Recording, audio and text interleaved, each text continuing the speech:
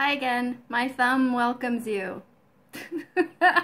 This is Stephanie. This is my burning question for week 9. It is actually a burning question from week 4, but you know how sometimes you have to ask the same question a million times before you mentally understand the answer? And I'm sorry, my tripod broke, so I'm trying to figure out how to do this. Okay, so this is going back to week 4's non-letter B, which I think from the radical list I worked on the other day. Sorry, this is my thinky thing. Anyway, never mind. Doesn't matter what that is. Focus. From what I saw in the radical list that turned into an Anki flashcard deck a few days ago that I did, it does look like the non-letter B.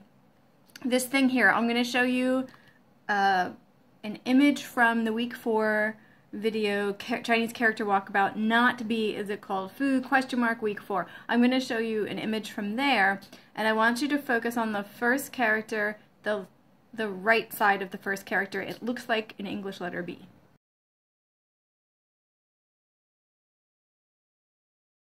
So here's the deal. I've got some explanations from y'all, and I'm thick on this, because from what I understand, the name or the sound of this radical, okay, that I do know, it is a radical, right? Okay, question number 1, is it a radical or a character? In the example I just showed you, it's part of a character, but if I were to take it away and just have it by itself, it is a radical, right? So that's question 1.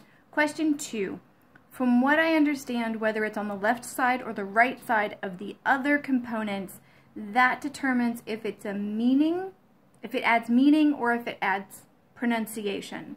Is that correct? That's question 2. Number 3, is it called Fu? I'm doing the tone wrong. Feel free to put a link below on a good example of how to actually say that in its proper tone. If it is called Fu, as I mentioned or pondered in week 4, is it a positive meaning Fu? Or is it really not a meaning-carrying radical? That is not true because of number 2, my question number 2. I already know that sometimes it carries meaning and sometimes it carries pronunciation. So ignore that one. Scratch, scratch, scratch, scratch, scratch. Okay, I'm trying to think through this because I don't understand why this is so difficult for my brain to comprehend. I've seen a lot of linguistic features. I have to use my grad school speak every now and then to make all those loans worth it. Yeah. Anyway, point is, I didn't actually have a lot of loans from grad school. It was mostly from undergrad. But you know what? It's all lumped together at this point. Point being, what the heck?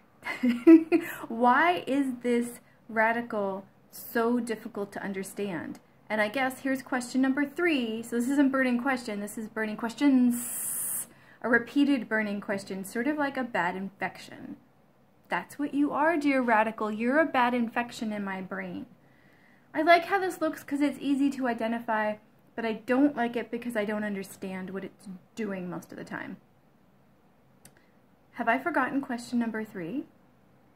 Uh-oh. Oh, no, I haven't. Question number 3, regarding this non-letter B, possibly Fu, radical. I know it's a radical. Progress. Okay, here's the question. Are there many more radicals that do the things that this one does? Meaning radicals that have different functions depending on which side of the other components they're on. And I don't need lists of ones that do. I just want a general idea. Are there many of them? Is this a common thing for radicals to do? Or is it just a few really naughty components or radicals, or is it just a few really, really ruckusy kind of radicals that cause pain and hardship in those of us who can't seem to grasp multiple function radicals? Those are my 3 questions. Feel free to leave your information below. If you get information from somewhere and mention it, if you could leave the website link, that would be awesome. I love digging deeper into the resources that you start to give me because I want to dig in more. I like information. So thank you so much.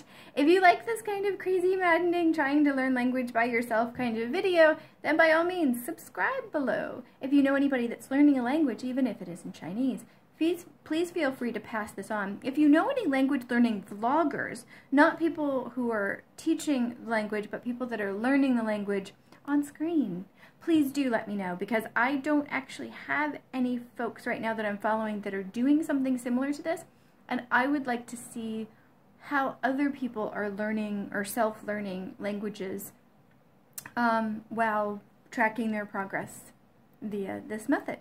Thank you so much for watching. I look forward to your responses. I can't guarantee it'll stick in my brain this time, but I think quantifying those 3 things will help me get there. And from week 4 till now, I at least know this is a radical. So there has been progress. It's just slow. And that's okay. I've got lots of time.